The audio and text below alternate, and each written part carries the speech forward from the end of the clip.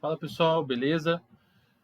Estamos aqui para fazer mais um vídeo sobre o E aí deu norma e um evento que estava esperado aí pela comunidade, né? O Rio Chess Masters, um evento bem legal. Parabéns ao pessoal do Rio aí que idealizou e está executando, né? Um evento desse. E eu vou dar uma olhada com vocês aqui para ver se a gente tem chances reais de norma, tá? Norma de grande mestre especificamente.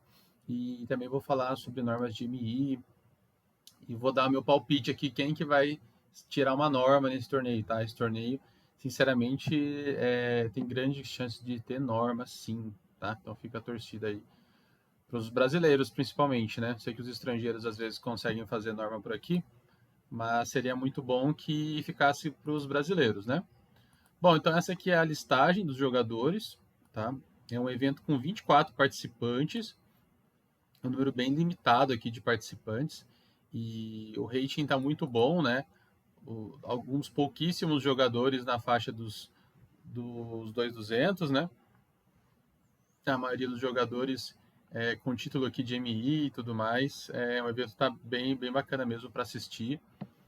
E eu vou falar por que vai ter, né? Por que eu acredito que vai ter alguma norma nesse torneio. E quem tem mais chance, enfim, alguma coisa do tipo, tá? As partidas estão rolando agora. E sempre a gente tem aquela vontade, né, da norma do Berardino, né, sair e tudo mais. Então a torcida é sempre para isso. Mas vamos ver por que o Berardino tem chance ainda para conseguir essa norma e quais vão ser as dificuldades que ele vai ter, tá? Bom, aqui no torneio até fala que a média de rate é 2.321, né? E o Berardino precisa de uma média de 2.380 para cumprir os requisitos, tá? Só que essa média aqui considera todos os jogadores, né? E ele não vai enfrentar todos, ele vai enfrentar só alguns desses jogadores, tá? Outro detalhe é que o torneio vai ser em 10 rodadas, então ele consegue ajustar eliminando um jogador, tá? E é o jogador de menos rate, né? Que normalmente é eliminado. Beleza. Outro detalhe, o torneio, por mais que tenha bastante estrangeiros, ele não tem a quantidade de estrangeiros necessário para excluir a questão das bandeiras. Ou seja, para ele pedir a norma, né, ele vai precisar, não só o Diego, mas os outros brasileiros aqui, ele vai precisar que ele jogue no máximo com 6 brasileiros, sendo que um brasileiro vai ser eliminado no corte, e 4 estrangeiros, tá? Então, dentre os bandeirinhas aqui, tem que pegar 4 pelo menos. Para ele que está requisitando a norma de GM, ele precisa enfrentar 3 GMs, então ele tem que enfrentar o Hoffman, o Darcy e o Fear, tá? Obrigatoriamente para tentar buscar essa questão do título. O que mais que a gente pode ver aqui? Deixa eu ver uma coisa. Até esqueci que você falou. Tem um barulho aqui, mas vamos seguir a gravação aqui, ó. Bom, seguindo então, vamos ver aqui a questão das estatísticas, né? Tem aqui as estatísticas, são 7 países, né?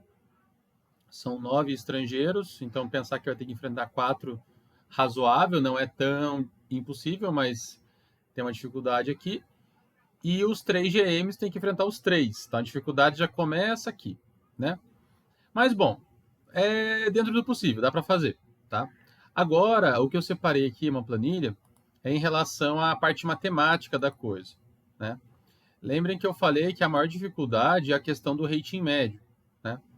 Então, vamos imaginar que o Diego ele está enfrentando o Carlos Pineiro, tá? 2.285, que já tem praticamente 100 pontos abaixo do que ele precisa de média, tá? Então, assim, para uma primeira rodada é bom, mas não é o suficiente, tá? Então, vamos imaginar um cenário em que o Diego vai descartar a partida com o Pineiro na primeira rodada. Ele vai usar a partida de 2 até a 10ª, tá? Então vamos imaginar que eu vou recortar aqui, né? A gente não vai usar o Pineiro. E a gente não vai usar o próprio Diego, né? Porque daí não faria sentido, né? Então a gente tem aqui 13 jogadores, né? A gente tem que eleger 9, tá? Então, o que seria o ideal, pelo menos para a gente fazer essa conta matemática, né? Eu teria que usar os GMs, então eu tenho que usar o Hoffman, por mais que ele não tenha o maior rating, eu vou ter que usar ele. E vou pegar outros 8 aqui, né? Então, os demais eu vou excluir da jogada, tá? Então, eu vou pegar aqui o Hoffman e vou incluir ele aqui em cima, tá? Deixa eu contar aqui, eu tenho 9, né? Tá. Esse aqui é o card dos sonhos, tá? Que o Berardinho teria que enfrentar. Então, aqui ele enfrenta os 3 GMs, né? Cumpre aqui o requisito. Das bandeiras, dá pra gente confirmar aqui, né? Mas eu tenho bom, o que eu tenho certeza aqui é 3, 4. Esse Saldanho também é estrangeiro, né? Deixa eu ver aqui. Não tenho certeza. É, estrangeiro também, tá. Então aqui eu já tenho 4, 5. Eu precisaria enfrentar 4, né? Então tá com os requisitos cumpridos também. Os outros são brasileiros. Agora o mais difícil, a questão da média, né? Então eu vou colocar aqui uma fórmula matemática de média, tá? E vou selecionar aqui o grupo. Deixa eu fazer aqui, média. E ele vai calcular a média pra gente. 2.387, tá? E ele vai cumprir o requisito. Mas olha qual que é a dificuldade, né? Ele precisa enfrentar os jogadores dos sonhos aqui, né?